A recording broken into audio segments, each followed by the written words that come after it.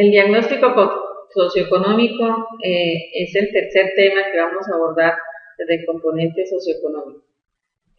Partimos de definir lo que es las temáticas de cada uno de este concepto. Primero, los conceptos y definiciones y qué aplicaciones tiene el concepto de diagnóstico, la metodología que utilizamos y los resultados del diagnóstico.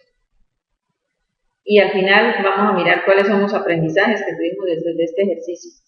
Tomamos como definición que es un diagnóstico de un documento del ingeniero Gabriel Rodríguez, que define que el diagnóstico es un estudio previo a toda planificación o proyecto y que consiste en la recopilación de información, el ordenamiento de la misma, su interpretación y análisis y la obtención de conclusiones y hipótesis. O sea que bajo este criterio o definición o conceptualización, el diagnóstico nos tiene que llevar al final a unas conclusiones y hipótesis, que fue lo que hicimos nosotros para después determinar la etapa de prospectiva. Además, consiste en analizar un sistema y comprender su funcionamiento de tal manera de poder proponer cambios en el mismo y resultados previsibles. O sea que siempre debemos hacer nosotros un diagnóstico. ¿Para qué nos sirve el diagnóstico? Primero, para conocer la realidad de un territorio, identificando debilidades y fortalezas, las relaciones entre los diferentes actores sociales y visualizar acciones de intervención o cambios que se requieren. Por eso, el ajuste al diagnóstico de la cuenca del río Pamplonita tiene estos componentes. Para identificar problemáticas estableciendo prioridades. O sea, el diagnóstico no es solamente debilidades y fortalezas, sino, bueno, aquí hay un problema y hay que solucionarlo y cuál es el orden en que se puede solucionar. Y diseñar estrategias identificando alternativas de solución. La metodología que nosotros aplicamos para el desarrollo del diagnóstico, primero partimos de hacer un análisis de la información secundaria. Uno siempre, cuando va a los territorios o en las diferentes reuniones, la gente se pregunta, otra vez no van a preguntar lo mismo, están preguntando lo mismo. Entonces nos dimos a una tarea, una vez que conformamos, como lo decía, esos 4 grupos de trabajo, nos dimos a la tarea de conocer qué información secundaria y la analizamos. Dentro de esta información secundaria, contamos con hacer el análisis del PONCAS del año 2010. Ese fue el elemento esencial, y alguna otra información que nosotros definimos variables para cada uno de los, qué variables eran los que íbamos a tomar. Y esas variables las informamos primero, las variables mínimas, las variables del PONCAS. Y luego sí trabajamos la información primaria, ¿sí? O sea, una vez que hayamos analizado toda la información secundaria que sabíamos que existía en el PONCAS o que debería existir y que no estaba, entonces nos dimos a la tarea de analizarla, recopilarla, organizarla, y ahí sí definimos que íbamos a trabajar con información primaria. Esta información primaria la obtuvimos a través de los talleres de diagnóstico participativo, la hicimos en cada uno de los 10 municipios que habíamos seleccionado, lo hicimos solamente alcanzamos en 5 municipios a hacerla en 2 fases. La primera fase es reuniones con las comunidades en las cuales se les preguntaba qué es una cuenca, y ya que les quedó claro lo que era la cuenca y qué podía aportar para la cuenca. Y lo segundo, información ya muy precisa del área donde viven las personas, que nosotros requeríamos para poder conformar junto con la información secundaria, poder trabajar el diagnóstico. Entonces, en esos talleres participativos fue valioso en todos los municipios. Igualmente nosotros aplicamos unas encuestas socioeconómicas, la aplicamos solamente en 3 municipios. Posterior a eso nos dimos cuenta de que había mucha información que se había trabajado con otras instituciones y que la podemos considerar como información primaria, ¿sí? Que es la información del CISBEN. Esa información tienen las encuestas del CISBEN, que es responsabilidad del municipio, tienen información valiosa. Entonces nosotros solicitamos a los municipios, a los directores del CISBEN, que nos facilitaran esa información para poder tomarla como información primaria, dando los reconocimientos de dónde estaba tomada, porque es una información básica que se hizo actualizar. Luego, la información primaria, que habíamos pensado hacerla con las encuestas socioeconómicas, solamente la hicimos para 4 municipios. Igualmente, Corponur ha venido haciendo un inventario de usuarios de las concesiones, entonces tomamos esa información nos facilitaron los documentos y tomamos toda la información, y esa la tomamos como información primaria, pero había una que ya estaba muy desactualizada, entonces el proyecto asumió realizar unas encuestas propiamente. Después de que nosotros ya habíamos tenido toda la información secundaria, lo que hicimos fue verificar la información, y esa información la verificamos con grupos focales para luego sí proceder a hacer la tabulación y análisis tanto de la información primaria como secundaria. Aquí hicimos un ejercicio valioso y fue cruzar información primaria con secundaria y ya seleccionabas la más prudente. O sea que todo el diagnóstico no solamente está con información primaria e información secundaria, sino hay algunas variables que están con información primaria y otras variables con información secundaria. Esto lo sometimos a grupos de referencia o grupos locales y hicimos unas versiones preliminares del diagnóstico socioeconómico donde tuvimos que ver aspectos sociales, aspectos económicos, y los resultados con la aplicación de esta metodología, entonces tenemos aspectos sociales y aspectos económicos de la cuenca. Estos resultados nosotros partimos de mirar primero cómo se había conformado el territorio de los municipios. Entonces nos dimos a la tarea de mirar la parte histórico-cultural de los municipios y encontramos por lo menos que municipios tan antiguos como Pamplona, ¿sí? Fue de las ciudades más antiguas, coloniales, y por eso su cultura que allí se desarrolla.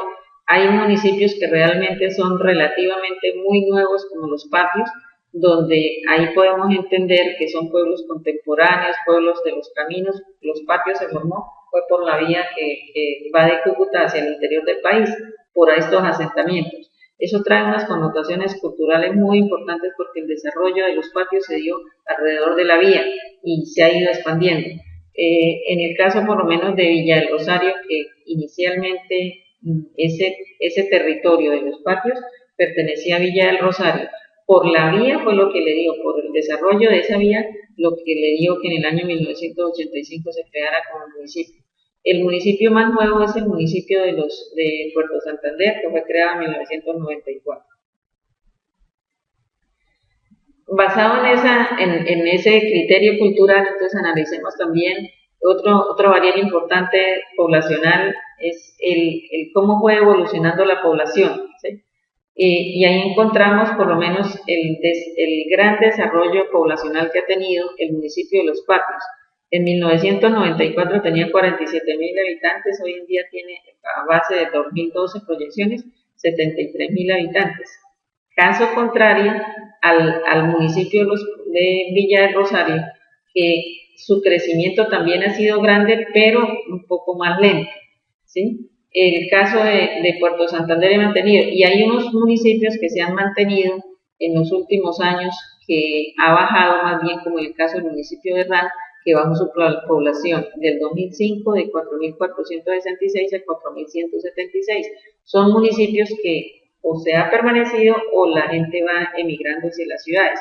Eso es muy importante para efectos de estadísticas nacionales y de programas nacionales. Pero los otros municipios se han mantenido, ahí Pamplonita por lo menos se ha mantenido muy estable. Luego analizamos la variable de población por municipios.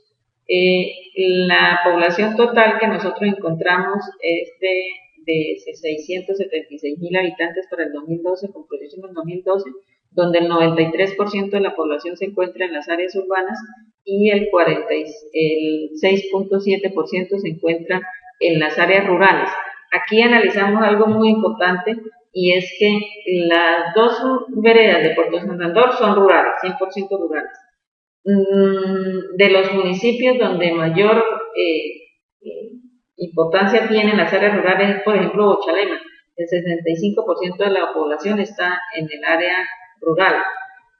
Caso contrario, Chinácota, donde solamente el 35% está en el área rural, Herrán el 73% lo decía, Pamplonita el 84%, Dragonvalia es un municipio que el 51% es rural y el 48% urbano, pero es que tenemos que entender que es un municipio que está en toda la frontera, entonces se considera la parte urbana con mucha cantidad de gente.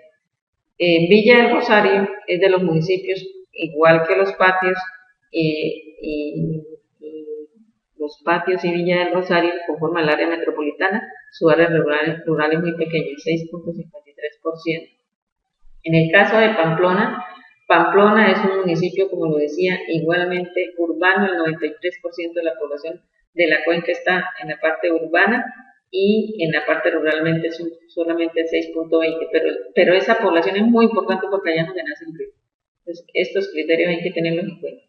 Los estratos de la población lo estuvimos analizando, de estratos, toda la mayoría están en estratos 1, 2, 3, en el área metropolitana de Cúcuta y encontramos algunos estratos de estratos de 4, 5 y 6. La población por género, encontramos que en hombres el 48% y en mujeres el 51%. Esto nos llevó a analizar una variable de género que es muy importante tenerla en cuenta para acá. En la parte escolar analizamos la deserción escolar. Los patios es una de las variables que es muy importante. Los patios es el municipio que tiene mayor porcentaje de deserción, Villa Rosario y Pamplona. Eso es una variable muy importante para estarla analizando. Los establecimientos educativos en la cuenca, Ragombalia lo dividimos entre establecimientos oficiales y no oficiales o privados. Por lo menos en Ragombalia el 100% de la población de las instituciones son oficiales. Solamente encontramos un porcentaje alto de privados en Pamplona, en Villa del Rosario y en Los Patos. ¿Sí? Lo demás sí corresponde a la población. Y en la parte de Cúcuta, pero entendamos que Cúcuta, el territorio es muy pequeñito y entonces ahí no pudimos considerar esa variable. En salud con nosotros, un análisis que hicimos fue de las instituciones presentes en la cuenca, como nueva EPS, regímenes especiales, contributivo y EPS subsidiada, y encontramos que por lo menos en los municipios que tienen mayor porcentaje de población subsidiada ARS son el municipio de Chinácota, el municipio de Pamplona, el municipio de Herrán y el municipio de Pamplonita. Esos son los municipios que tienen, y Ragombalia, y entendemos por qué, ¿sí? Donde tienen mayor cantidad de instituciones prestadoras de servicios, está distintas a la EPS, está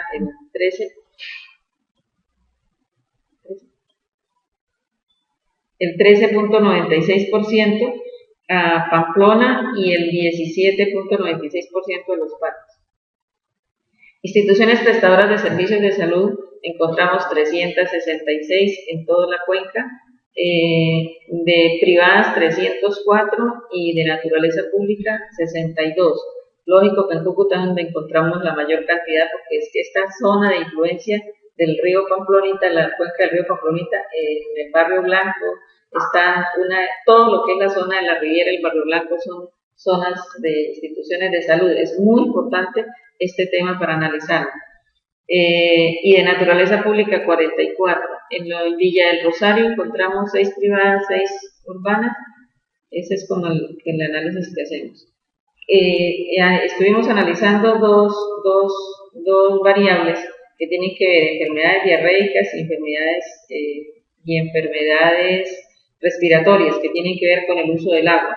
Encontramos un caso, por lo menos en Villa del Rosario, durante del 2009 al 2010 se incrementaron en un porcentaje alto las enfermedades de carácter diarreico. Entendemos que es una población que es bastante flotante. La de Cúcuta sí permaneció lo mismo. Un municipio, Los Patios, también subió muchísimo del 2009 al 2005, pasó de 883 casos a 1517 casos. Y hay un municipio, por lo menos en Pamplonita, donde se encuentra que del 2009 al 2010 las enfermedades diarreicas bajaron ostensiblemente.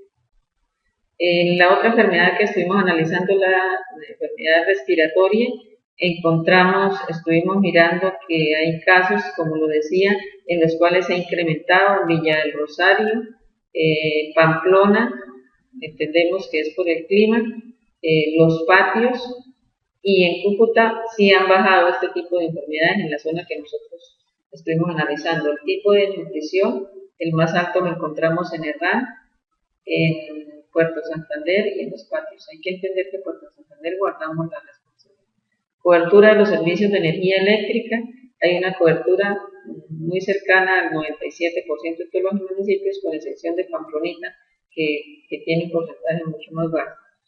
Cobertura del acueducto. El acueducto, lo que tiene que ver con agua potable, del 2010 y el 2011, ha permanecido y en el municipio de Pamplonita es el que menos porcentaje tiene. Y midiendo la calidad del agua la medimos con dos elementos, con el indicador IRCA y el del índice de riesgo por abastecimiento del agua, el IRABA. Medimos que no existe un riesgo medio, es en el municipio de Pamplonita, con en el IRCA, el 19.5%, en el municipio donde tenemos un riesgo muy alto, que es en el municipio de Pamplonita. Entonces, eso es como el análisis que estuvimos haciendo. Cobertura del servicio de alcantarillado, cercano al 70%, 70-80%, y el municipio de Pamplonita un poco más bajo. Cobertura del servicio de telefonía fija solamente, ¿sí? Pamplonita y Puerto Santander son los municipios que tienen este servicio, Herrán y Ragombalia un poco más bajo. Cobertura del gas natural solamente se tiene en un porcentaje bajo en el municipio de Villa del Rosario y en los patios, y Cúcuta sí un porcentaje regular. El índice de necesidades básicas insatisfechas fue medido. En el cuadro podemos verlo que Pamplona tiene el índice de necesidades básicas más bajito, de 15%. El más alto está en Pamplonita y en Ragombalia. Encontramos también instituciones representantes en el río. Pasando ya a la parte económica, nosotros consideramos cultivos permanentes, cultivos anuales y cultivos transitorios. Entendiendo esos cultivos, encontramos la producción, hicimos un análisis de la producción de cultivos permanentes en la cuenca en los últimos años.